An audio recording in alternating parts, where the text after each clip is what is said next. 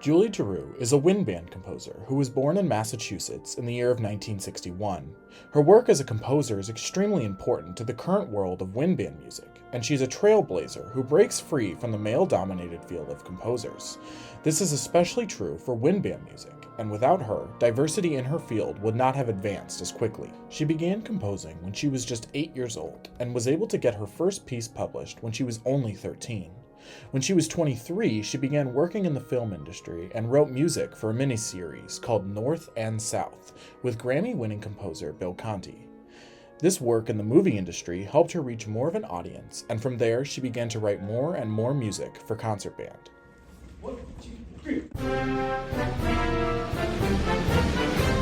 The world of concert band is a mainly male-dominated field, and the American versions of these ensembles got their starts as military bands. These ensembles began during the Civil War and were mainly used to entertain troops. Since the bands were all made up of military members, they were also all male. One of the most famous styles of music for these ensembles to play were marches. Famous march-style composers include John Philip Sousa, Carl L. King, and Henry Fillmore. During the early 1900s, a lot more composers began to appear, but these were still almost exclusively male composers. Some notable composers from this period are Percy Grainger, Gustav Holst, and Ralph Vaughan Williams. These composers set the standard for concert band, and it's what's engraved the idea that there were no female composers.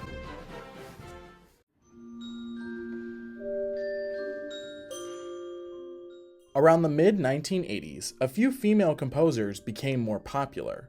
Female composers have always existed, but were never getting this much recognition. This was also followed by an influx of more diverse music.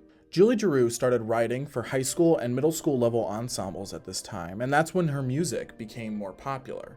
I was fortunate enough to be able to speak with Dr. Farmer, who was the coordinator of music education at Augustana College. She was beginning her musical journey during this time, and had this to say about the music she was playing.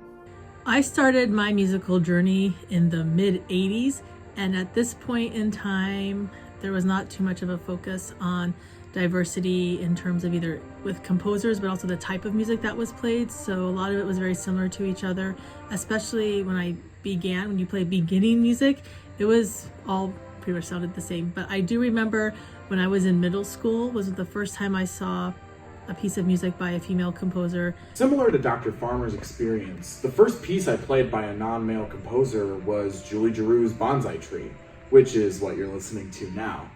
I didn't encounter this piece until I was in 8th grade and had already played hundreds of other pieces, none of them being by someone who was non-male. I absolutely fell in love with this piece, and it began to shift my outlook on what current-day composers can look like. It has even influenced my philosophies on music education and how I will approach diversity in my classroom. Julie Giroux's music being included in the classroom has been one of the driving motives to improve diversity in the field of music education.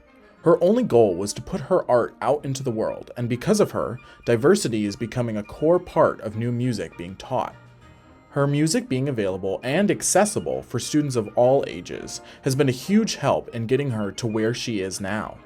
It is able to be played by a lot more ensembles, and therefore more students are being exposed to her works. Because of people like Julie Giroux and having this kind of music available, the lives of many different students have been impacted. In Dr. Farmer's case, she had never had a woman conduct her until her 3rd year in college, and it was part of the reason why she changed her major from aerospace engineering to music education.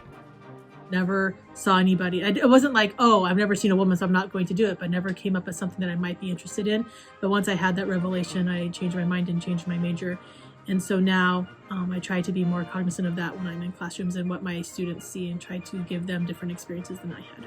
A lot of music educators have started to change their viewpoint on what music to pick for their students.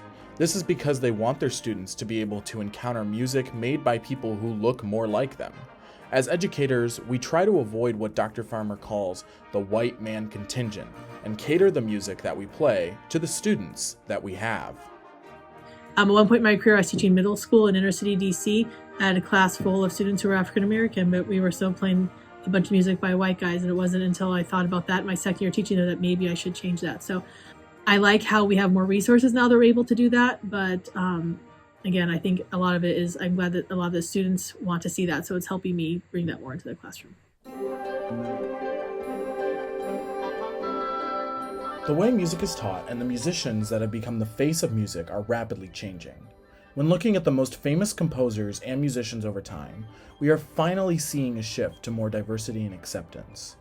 Julie Giroux stepped onto the playing field and into the limelight well before it was established that music was way more diverse than who we spotlight. Just by writing music and making art, she has used herself as an example for others who are in her position and wanted to do the same.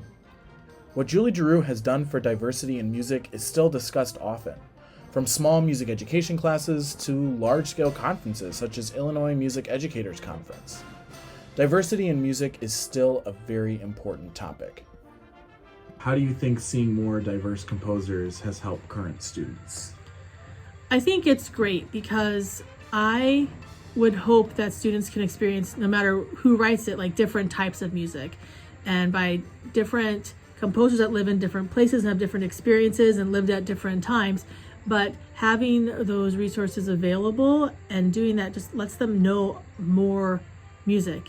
Experiencing and playing different types of music is one of the most important experiences for developing music students. In my case with Julie Giroux, the way she writes music, especially for brass, was something I was not used to seeing, and it's part of why I loved her music so much. Encountering different composers helps find music that every student can love, and it has the ability to give a student their spark. And not everybody likes the same type of music, so having these resources available might help other people connect to music differently. It might give someone that spark that makes them like participating in music better. The last major path Julie Giroux helped build was one of students being able to see people who look like them in the music they play. Similar to how Dr. Farmer noticed that the music she was required to play in DC didn't match the demographic of the school, all music educators have become more aware of who they are teaching to, not just the content. Yeah, and plus it's really important that students can see themselves in the music, right? Like if we're trying to tell a room full of students that all look different from each other, that, Beethoven is the only right way to do music, how can students who don't look like Beethoven feel that they can contribute to music, right? If we say that only like these couple people do good music, and if you don't look like those people because you're not male and you're not white or you're not dead, but like if you don't fit those categories, then how do you feel like you can contribute as well? So I think it's very important that students feel seen in their music, and students can have experiences that have been by people that are other than them. While I myself am not a woman or a person of color, I personally know music students that are. It's not something that is uncommon at all. People like Julie Giroux helping start the trend of diversity has greatly impacted the education of a lot of my peers. There's a visible impact of more diverse music being played because students are finally being encouraged to continue music, no matter who they are. Music is for everyone, and thanks to people like Julie Giroux, it has been able to truly reach everyone.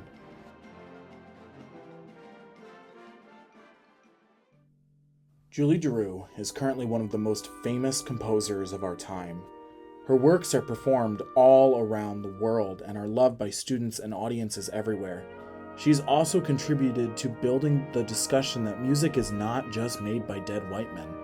While some people still only believe in playing music from these composers, Julie Giroux has been able to push through those beliefs and has become one of the most successful composers for wind band. She fought the Canon just by being herself and is still continuing to write music today. Her life and work as a composer is still going, and she has truly lived. One life beautiful.